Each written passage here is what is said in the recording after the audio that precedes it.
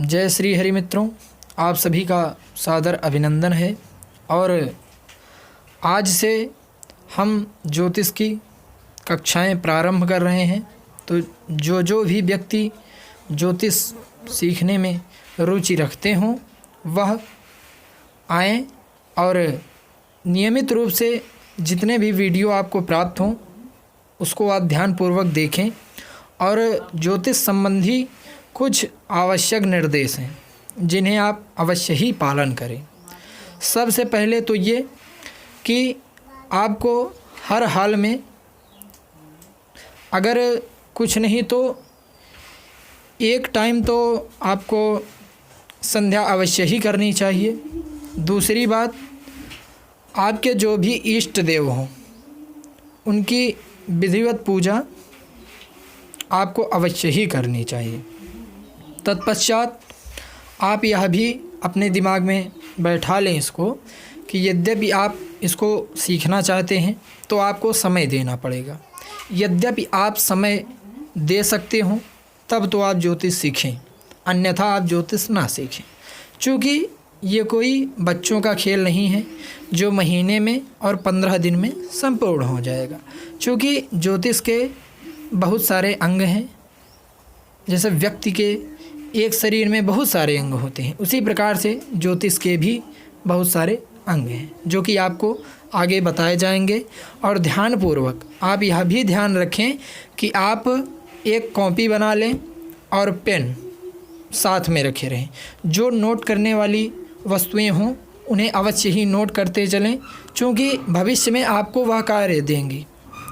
कार्य से तात्पर्य ये है कि कोई पॉइंट आप अगर भूल जाते हैं तो यद्यपि आप अपने कॉपी में नोट किए रहेंगे तो उससे आपको आसानी होगी।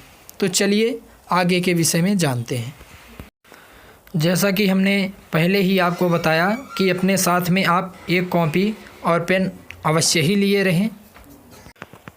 तो अब हम जानेंगे कि ज्योतिष है क्या। तो सबसे पहले आप यह समझ लें कि ज्योतिष उस विद्या का नाम है जिसके द्वारा हम आकाश के ग्रह के माध्यम से भूत, भविष्य और वर्तमान तीनों आयामों का हाल जान सकते हैं। ज्योतिष शास्त्र का एक नाम और भी है जिसे ज्योतिष शास्त्र भी कहते हैं। अर्थात ज्योतिष का तात्पर्य हुआ प्रकाश देने वाला, अर्थात वह शास्त्र जो संसार के सुख दुख, जीवन मरण और ब्रह्मांड के विभिन्न रहस्यों के बारे में बताता है, उसे हम ज्योतिष शास्त्र कहते हैं। सौर मंडल में सूर्य, चंद्र, मंगल इत्यादि ब्रह्मांडीय पिंडों को ज्योतिष या ज्योतिष्क कहा जाता है।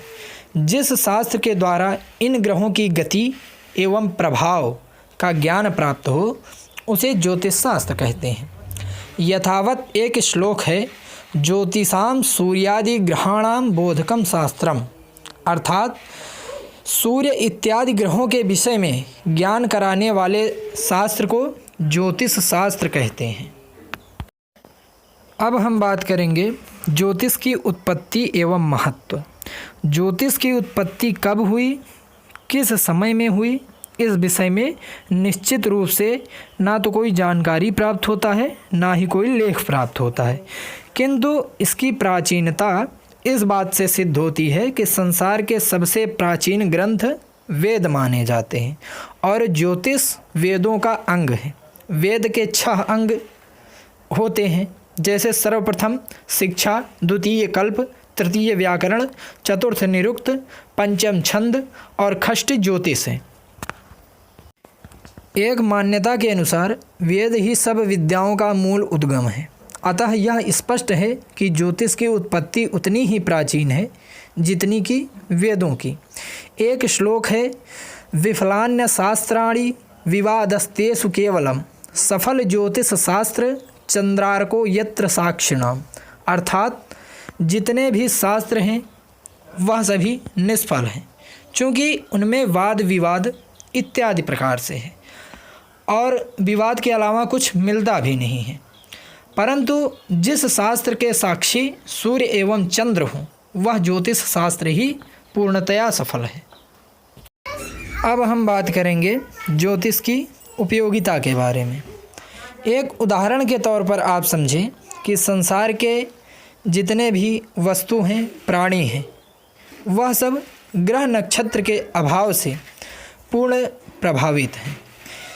भिन्न भिन्न वर्णों में जन्म होना, सुंदर एवं असुंदर दिखना, तीव्र बुद्धि होना एवं मंद बुद्धि होना, शुभ अशुभ कर्म करना, सुख और दुख होना आदि जितनी भी बातें हैं मनुष्य के पूर्व के कर्मों के अधीन ही होती हैं तथा प्रत्येक जातक की जन्म कुंडली में विभिन्न भावों में स्थित ग्रह उसके भूत, वर्तमान तथा भविष्य के जीवन को प्रभावित करते हैं। जिस प्रकार औषधि के सेवन के द्वारा रोग को दूर या कम किया जा सकता है, उसी प्रकार से ज्योतिष शास्त्र की सहायता से भूत, भविष्य, वर्तमान का ज्ञान प्राप्त कर अपने प्रयत्नों द्वारा वर्तमान तथा भविष्य के जीवन को प्रभावित एवं परिवर्तित भी किया जा सकता है। साथ ही उसके दुष्परिणाम को अच्छे परिणाम में भी बदला जा सकता है। और यह शास्त्र जो होना है वह तो होगा ही। इस पर आश्रित केवल भाग्यवादी बने रहने के लिए नहीं कहता। जैसे अभी कुछ व्यक्ति इस प्रकार के भी होते हैं जिनकी कुंडली में यद्यपि राजयोग लिखा है तो वो ये समझ के बैठ जाएंगे कि हमें जीवन में तो राजा बनना ही है, इसलिए हम किस लिए पढ़ाई करें, किस लिए परिश्रम करें। तो ज्योतिष ये नहीं कहता कि आप के कुंडली में यद्यपि राजयोग है तो आप बैठ जाइए, नहीं, आप परिश्रम करें। ज्योतिष वो है जो आपको दुष्परिणामों को बचाने के लिए बताता है और भविष्य में घटने वाली घटनाओं का पूर्वाभास कराता है, उन्हें बदलने और मिटाने के लिए प्रयत्नशील होने की प्रेरणा भी देता है। इस प्रकार यह शास्त्र भाग्य और कर्म के समन्वय का सेतु है। अप्रत्यक्ष रूप में यह शास्त्र मनुष्य को बुराइयों से बचा करके शुभ कर्मों की ओर प्रेरित करता है। इस दुखमय संसार के आवागमन रूपी कष्टों से सदैव के लिए छुटकारा पाया जा सके, इसलिए इस शास्त्र की अत्यंत उपयोगिता है। और हमारे दैनिक जीवन में ज्योतिष शास्त्र की कितनी उपयोगिता है यह आप सभी से छिपी नहीं है।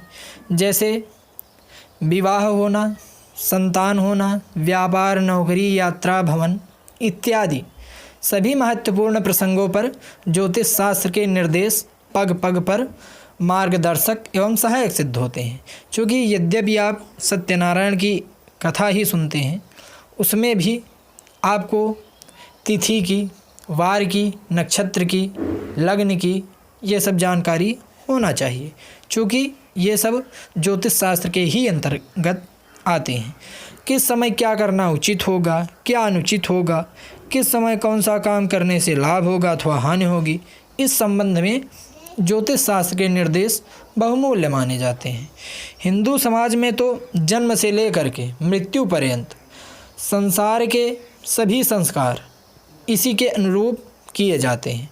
किस वर्ष में किस तिथि को सूर्य ग्रहण होगा अथवा चंद्र ग्रहण होगा, इसकी ठीक ठीक अवधि, आरंभ एवं अंत का ठीक समय सैकड़ों वर्ष पहले ही बता देने की आश्चर्यजनक क्षमता केवल इसी शास्त्र में है। जो आप 80 रुपये के पंचांग में ग्रहण के बारे में बता देते हैं, वही नासा के वैज्ञानिक 80 अरब के यंत्र से बताते हैं कि कब चंद्र ग्रहण लगेगा, कब सूर्य ग्रहण लगेगा। तो इसी हिसाब से आप समझ सकते हैं कि ज्योतिष शास्त्र कितना बड़ा है और नासा के यंत्र और उनके वैज्ञानिक कितने बड़े हैं।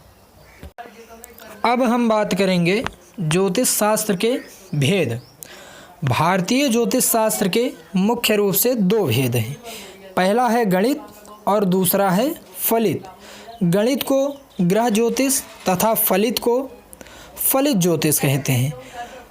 प्राचीन ज्योतिष ग्रंथों में ज्योतिष के 3 भागों का वर्णन मिलता है, जो कि इस श्लोक में है सिद्धांत संहिता होरारूपम स्कंधम त्रयात्मकम वेदस्य निर्मलम चक्षु ज्योतिष शास्त्रम कल्पवम।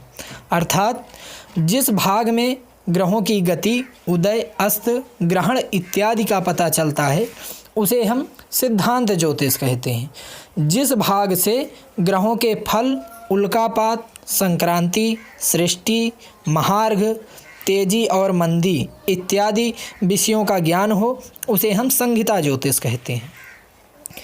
जिस भाग से ग्रहों की तात्कालिक स्थिति के द्वारा स्थानवशात प्राणियों के सुख दुख, हानि लाभ, मृत्यु कब क्या होगा इसका सही निर्णय हो सके उसे हम होरा ज्योतिष कहते हैं।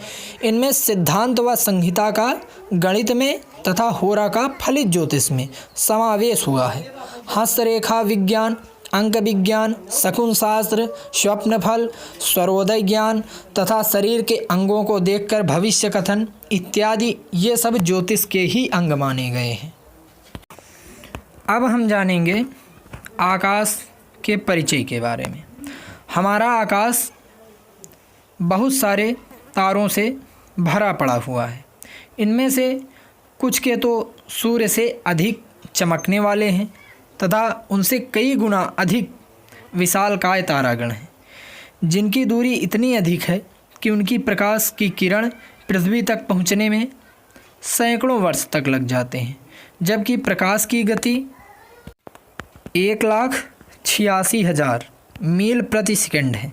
अन्य तारागणों के मध्य में ग्रहों का एक मंडल है जिसे हम सौर मंडल या सौर जगत या तो सौर परिवार कहते हैं। उनके मध्य में अपना एक सूर्य है जिसके आसपास अपनी पृथ्वी तथा अन्य ग्रह जैसे बुध, शुक्र, गुरु इत्यादि परिक्रमा करते हैं। इन सब का सूर्य से बहुत अत्यधिक गहरा संबंध है और ये सूर्य की आकर्षण शक्ति के ही प्रभाव से इन्हें छोड़कर कहीं दूसरी जगह नहीं जा सकते। इसी कारण इन सब ग्रहों के समुदाय और नक्षत्रों आदि को जो इन ग्रहों की परिक्रमा के मार्ग के आसपास पड़ते हैं सौर जगत उन्हें कहते हैं। हमारा सारा फलित ज्योतिष इसी सौर मंडल पर केंद्रित है। अब हम बात करेंगे कि सौर मंडल की उत्पत्ति कब हुई।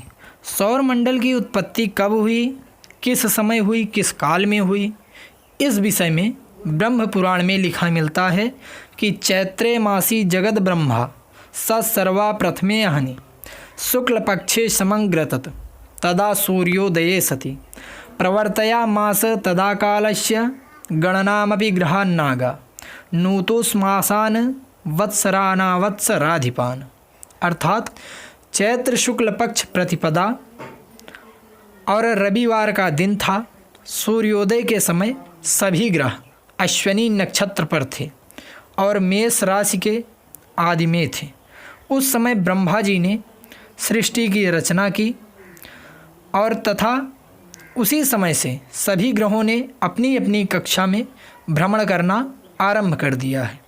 विश्व के कार्यारंभ के ही दिन, वार, तिथि, पक्ष, मास, ऋतु, अयन, वर्ष, संवत्सर आदि का प्रारंभ हो गया। इसीलिए आप सभी देखते होंगे कि चैत्र शुक्ल पक्ष प्रतिपदा अर्थात नवरात्रि के पहले दिन संवत्सर बदल जाता है, क्योंकि भारतीय ज्योतिष में चैत्र शुक्ल पक्ष प्रतिपदा को नया साल माना जाता है, लेकिन ईसाइयों में 1 जनवरी को नया साल माना जाता है। तो आज हमने 7 प्रमुख बिंदुओं पर बात की। अगले वीडियो में आगे की जानकारी के बारे में पुनः हम आपसे बात करेंगे और इसी चैनल के माध्यम से आपको सबसे पहले ये छोटी छोटी बातें बताई जा रही हैं। उसके पश्चात आपको संपूर्ण पंचांग देखना, पंचांग की एक छोटी से लेकर के बड़ी बड़ी बातें बताई जाएंगी कि पंचांग कैसे देखा जाता है, वर कन्या इत्यादि का गुण मिलान कैसे होता है और सप्तवर्गीय कुंडली का निर्माण किस प्रकार से होता है, उनका फलादेश किस प्रकार से किया जाता है, और दशा क्या है, महादशा क्या है, अंतरदशा, प्रत्यंतर दशा, सूक्ष्म दशा, होरा, सप्तमांश, त्रिशांश, नवमांश, ये सब कौन सी कुंडलियां हैं और ये सब किस प्रकार से हम सीख सकते हैं, इसको हम अन्य वीडियो में सीखेंगे। तब तक आपको जितने भी बिंदु आज बताए गए हैं उसको ध्यान से पढ़ें और एक कागज़ पेन पे अवश्य ही नोट कर लें। इसको मैं आपको बार बार बता रहा हूँ। अगले वीडियो में हम फिर से नई जानकारी ले करके आपसे पुनः मिलेंगे। जय श्री हरि।